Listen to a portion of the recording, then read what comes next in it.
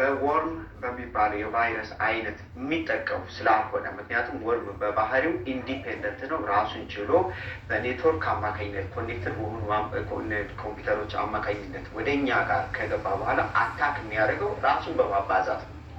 ዱፕሊኬት ያደርጋል። ኤች ሚኒት ዱፕሊኬት ያደርጋል። ራሱን እያባዛ ኮምፒውተራችን እንዲጨናነቅና ኮምፒውተራችን በተወሰነ እድሜ ውስጥ የፋይል ሲስተሙ ክራውድ እንዲያደርግ እንዲጨናነቅ። ፋይል እኛ ኮምፒውተራችን ላይ አንጭንም፣ ነገር ግን ፋይል ቁጥሩ እየጨመረ ኮምፒውተራችን እየተጨናነቀ ይመጣና ከአገልግሎት መስጫ ክልል ውጭ እንዲሆን ያደርገዋል ኮምፒውተራችንን ማለት ነው። ይሄ ነው ባህሪው። ይሄ ከሆነ አንቲቫይረሳችን ምን አይነት ቫይረስ እንደተጠቃ ይነግረናል። ሁሌም እስካን በምናደርግበት ጊዜ ይሄን ያህል ወርሞች አሉ፣ እነኚህ ወርሞች በኮምፒውተር ላይ ተጠቅቷል። ቫይረስ ከሆነ ቫይረስ ነው የተጠቃኸው፣ ይሄን ያህል ቫይረስ ተገኝቷል ብሎ ነው የሚነግረን። ስለዚህ እነኚህን ዳታዎች በትክክል ማየት ይጠበቅብናል ማለት ነው። ለምን የምንፈልጋቸውን ፋይሎች በቫይረስ ተጠቃብን ኮምፒውተራችን ተጨናነቀ ብለን ማስወገድ ወይም ማጥፋት ወይም ዲሊት ማድረግ ላይ ይጠበቅብን ይችላል። መቼ? በወርም ከተጠቃ ማለት ነው። በቫይረስ ከሆነ ቫይረሱ የሚኖረው ራሱ ፋይሉ ላይ ወይም ፎቶዎቻችን ሊሆን ይችላል፣ ቪዲዮዎቻችን ሊሆን ይችላል፣ እሱ ላይ ሊሆን ይችላል ያለው። በቫይረስ ሲሆን የግድ ዲሊት ማድረግ ሳንፈልግ በግድ ዲሊት ማድረግ ይጠበቅብን ይችላል።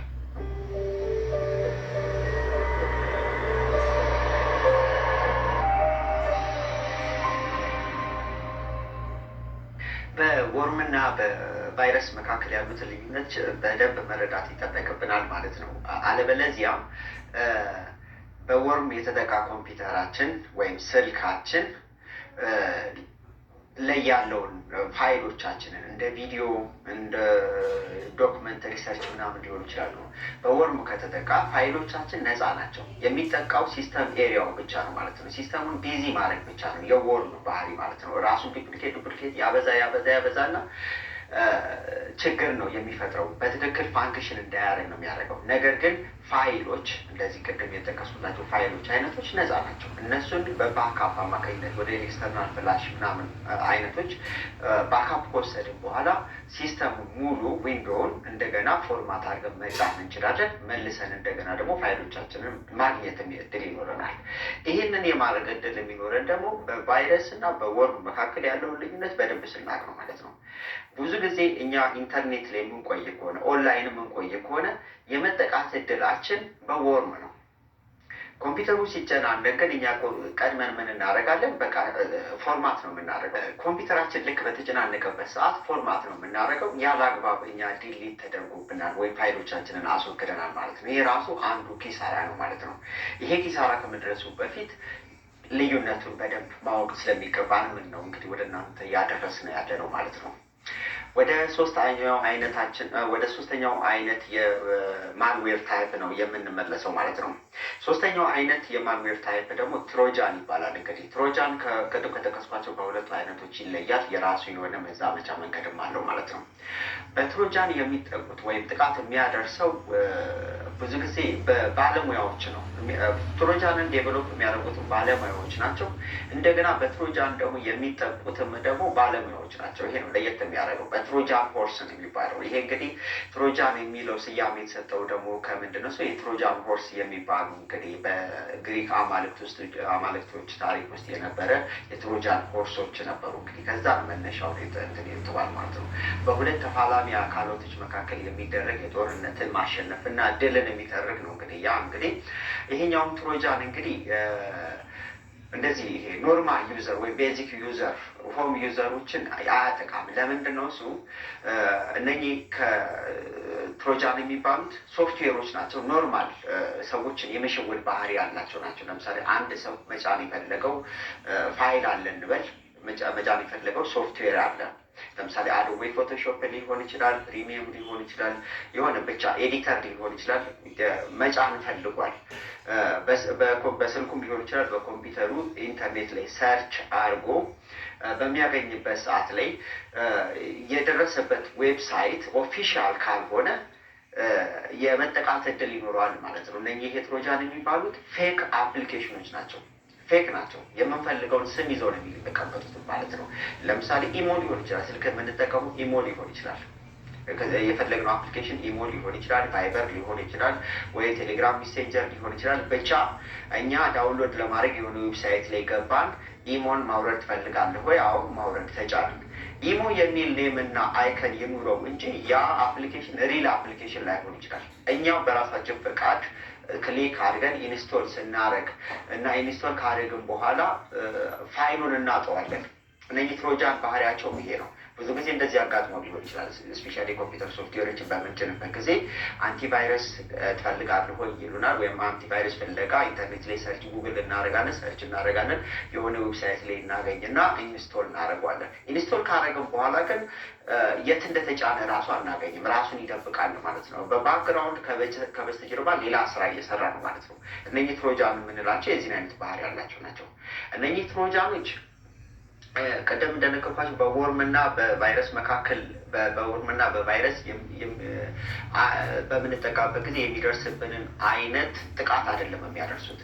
እነዚህ ትሮጃኖች ከኋላ ረን እያደረጉ የሲስተም ኤሪያን ዲሊት ማድረግ የምንፈልጋቸውን ሲስተም ፋይሎችን እየመረጡ ብዙ ጊዜ እኛ የምንፈልጋቸው ፋይሎች አሉ። ለምሳሌ ሪሰርች ሊሆን ይችላል። ብዙ ጊዜ የምንከፍታቸውን ሙዚቃዎች ሊሆን ይችላል። ብዙ ጊዜ የምንፈልጋቸውን ነገሮች እየመረጡ በአክቲቪቲያችንን እየተከተሉ ዲሊት ማድረግ ሀይድ ማድረግ መልሰን እንዳናገኛቸው ማድረግ። ከዛም በኋላ ይሄ ነገር ሲሰለቸን ያንን ትሮጃን ማስወገጃ እንደገና አንቲቫይረስ ገዝተን እንደገና እንድጭንና ያ እንዲወገድ ባህሪ ያላቸው ናቸው እነዚህ ትሮጃኖች ማለት ነው። ይለያሉ ከቫይረስና ከወርም ማለት ነው። ለምን? በእኛ ፈቃድና አስበንበት የምናደርገው ስህተት ነው ማለት ነው። እንዳታጠፍልጣለብን ከትሮጃኖች እኛ ራሳችንን ለመከላከል ምንጊዜ በስልካችንም ላይ አፕሊኬሽን በምንጭንበት ጊዜ ፕሌይ ስቶርም በቀጥታ መጠቀም፣ አለበለዚያ ደግሞ እንደዚህ በኮምፒውተራችን ላይ ከሆነ ሶፍትዌሮችን የምንጭነው በኮምፒውተር ከሆነ ሶፍትዌሩ ነው የምንጭንበትን ዌብሳይት በትክክል ማወቅ ማለት ነው። ኦፊሻል ዌብሳይቶች አሉ። አንቲቫይረስ ከሆነ ለምሳሌ አቫስት ለመጫን ፈልገን ከሆነ ከአቫስት ኦፊሻል ዌብሳይት ላይ ሄደን ነው መጫን የሚጠበቅብን ማለት ነው። አቫስትን ከአቫስት ኦፊሻል ዌብሳይት ውጭ በሚሊዮን ዌብሳይቶች ላይ ታገኛቸዋላቸው። በእርግጥ አንዳንዶቹ ሰፖርት ለማድረግ አቫስትን ሰፖርት ለማድረግ የተቋቋሙ የግል ብሎግ ሊሆን ይችላሉ፣ ዌብሳይቶች ሊሆን ይችላሉ። ኦልሬዲ ኢንስቶል የማድረግ እድሉን ይሰጡናል። አንዳንዶቹ ደግሞ በሚገርም ሁኔታ አስመስለው በመስራት ነገር ግን ፌክ አፕሊኬሽኖች ናቸው። ፌክ የኮምፒውተር አፕሊኬሽን፣ ፌክ የስልክ አፕሊኬሽኖች ናቸው። እንጭናቸዋለን። ከጫንም በኋላ የምናውቀው በምንድን ነው? እሱ ከጫንም በኋላ አፕሊኬሽኑ ሲጠፋ እናገኘዋለን። የት ኢንስቶል እንደተደረገ አታውቁትም። ይህ ሲሆን እኛ የጫነው ትሮጃን ነው ማለት ነው። በቀጥታ ምን ማድረግ ይጠበቅብናል ማለት ነው? ፋይሎቻችንን ወደ ሌላ ኤክስተርናል ሆነ ዲስክ ድራይቭ ወይም መጫን ወይ ጉግል ድራይቭ ላይ ሊሆን ይችላል፣ ወይም ድሮፕ ቦክስ ላይ ሊሆን ይችላል። ብቻ ክላውድ ስቶሬጅ ላይ ቶሎ ኢንስቶል እናደርገን ፋይሎቻችንን ወደዛ ከላክም በኋላ ሙሉ ሲስተሙን እንደገና ኢንስቶል ማድረግ ይጠበቅብናል። ዊንዶውን መቀየር ሊጠበቅብን ይችላል። ወይም አንድሮይድ ስልክ የምንጠቀም ከሆነ ፎርማት ማድረግ ሊጠበቅብን ይችላል ማለት ነው።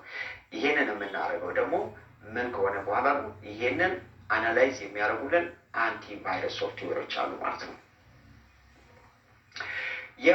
አንቲቫይረስ የምንጭናቸውም ራሱ እንደዚህ አይነት አዌርነስ ከሌለን በደንብ ላንረዳቸው እንችላለን። ወደ ኋላ የምንመለስበት ይሆናል ማለት ነው። ትሮጃንን በሚገባ አይተናል። አሁን በሚቀጥለው የምናየው ደግሞ ማን ይሆናል? ራንሰም የሚባለው የማልዌር አይነት ነው ማለት ነው። ራንሰም ከሶስቱ ከነገርኳችሁ ቀደም ብዬ ካስቀመጥኩላችሁ የማልዌር ወይም ማሊሺየስ ሶፍትዌር ታይፖች ይለያል። ሙሉ ለሙሉ የተለየ ነው ማለት ነው። ለምንድን የተለየ የሚሆንበት ምክንያት ምናልባት ኢንተርኔት ተጠቃሚዎች ካልሆነ ኢንተርኔት ላይ ኮኔክትድ የሆነ ስልክ ማንጠቀም ከሆነ ኢንተርኔት ላይ ኮኔክትድ ያልሆነ ላፕቶፕ ማንጠቀም ከሆነ እንዲሁ ለሆም ዩዝ ብቻ የምንጠቀምበት ከሆነ በራንሰም አንጠቀም። ለምንድን ነው የሚለውን እንግዲህ ከአፍታ ቆይታ በኋላ ስንመለስ እንግዲህ ማብራራላችሁ ይሆናል። አብራችሁ ቆዩ።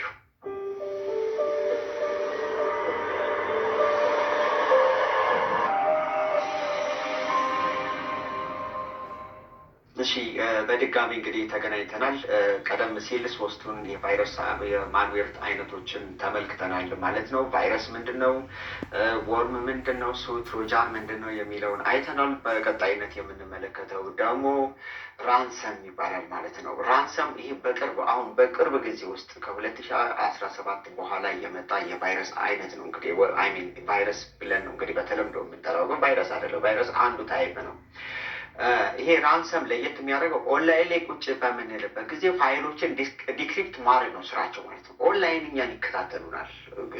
ይሄንን ስራዬ ብለው በዚህ ገንዘብ ማካበት ላይ በዚህ አማካኝነት ገንዘብ ማካበት ላይ የተካኑ ግለሰቦች አሉ። ወይም እንደዚህ ይሄ ስፓዮች ልትሏቸው ትችላላችሁ። እንደዚህ በእንትን ላይ የተሰማሩ ግለሰቦች አሉ። ኦንላይን እኛ ነገሮችን ለምሳሌ ኦንላይን ኢሜይል እየተላላክን ሊሆን ይችላል። ምን ሊሆን ይችላል?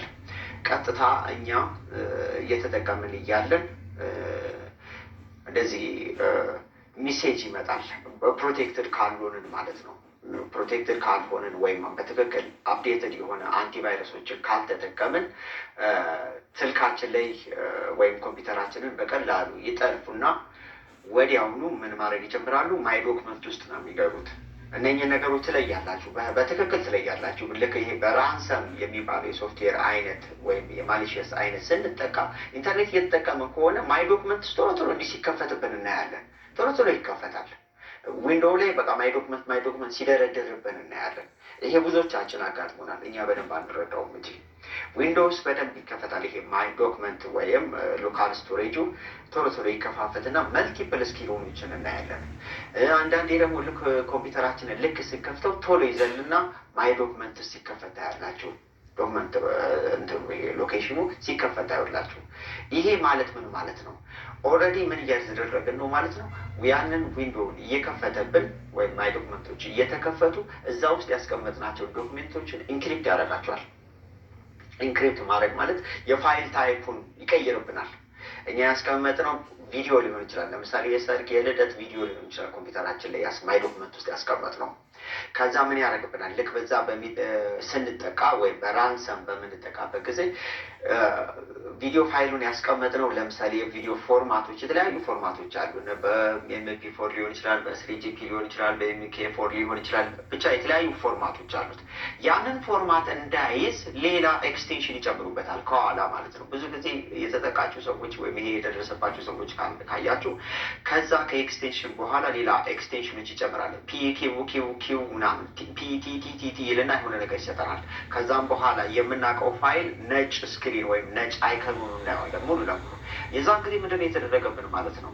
የዛን ጊዜ እኛ የምንረዳው ነገር ወይም በትክክል ማረጋገጥ ያለብን ፋይላችን በራንሰም አማካኝነት በሆነ ዴቨሎፐር ኢንክሪፕት ተደርጓል፣ ተቆልፏል ማለት ነው።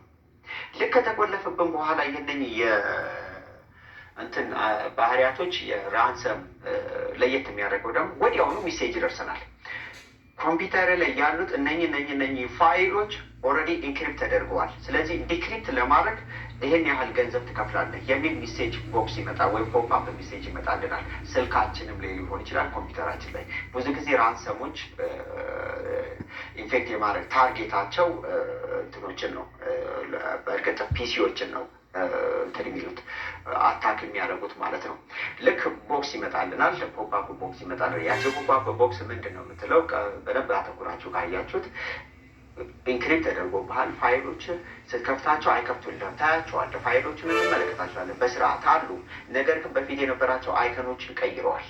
ነጭ አይከን፣ ነጭ ስኩዌር አይከኖች ሆነው ተደርድረው ታገኛቸዋላችሁ።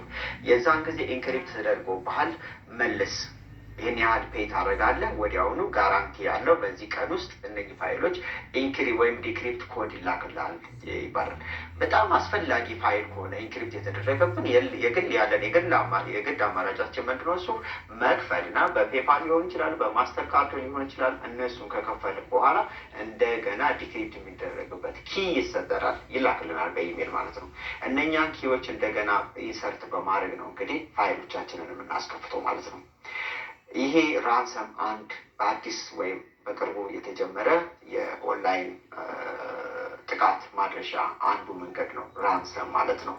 እንግዲህ ወደሚቀጥለው የቫይረስ አይነቶችን የምንመለከተው እንግዲህ በአምስተኛነት የምንመለከተው የማልዌር ታይፕ ወይም ማሊሺየስ ማልዌር ታይፕ እንግዲህ ምንድነው እሱ አድዌር የሚባለው ነው። አድዌር በብዛት ኮምፒውተር ላይ ሳይሆን ጥቃት የሚደርሰው በእነኚህ አማካኝነት ኮምፒውተር ላይ ሳይሆን ስልኮች ላይ ነው ብዙ ጊዜ ጥቃት የሚደርሰው ማለት ነው። እንዴት ነው ጥቃት የሚያደርሱት? እኛ ጋስ በግላችን ደርሶብናል ይሆን ወይ የሚለውን እንግዲህ አሁን እንግዲህ በሚቀጥለው በምናወራው ነገር እንግዲህ ሁላችንንም ኤክስፔሪንስ የምናይ ይሆናል ማለት ነው። ገጥሞን ይሆናል ወይስ ተሸውደን ይሆናል ምንድን ነው የሚለውን ነገር እንመለከታለን። አድቨርታይዝመንት ነው የሚልኩት ማለት ነው።